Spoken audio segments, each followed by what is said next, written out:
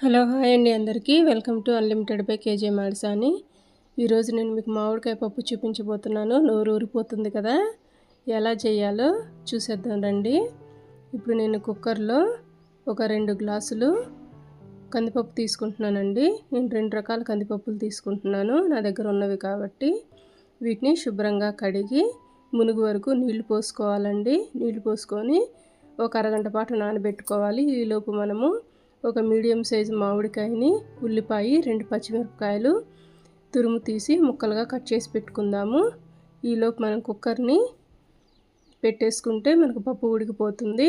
ఇలా తరిగి పెట్టుకున్న ముక్కల్ని ఒక వేరే గిన్నె తీసుకొని అందులో ఒక గ్లాసు నీళ్లు పోసుకొని అందులో ఉల్లిపాయ ముక్కలు, పచ్చిమిర్చి, ఈ మామిడికాయ ముక్కల్ని అందులో వేసి కొద్దిగా ఉప్పు వేసి ఉడికించుకుందామండి.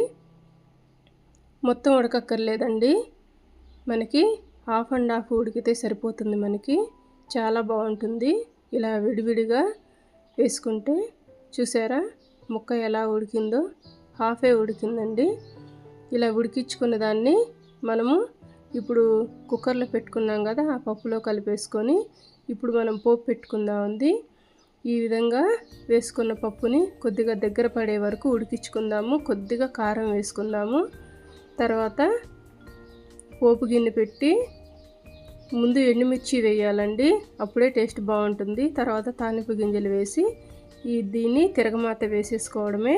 చాలా బాగుంటుంది. మీరు ట్రై చేసి ఎలా వచ్చిందో నా కామెంట్ సెక్షన్లో కామెంట్ చేయండి.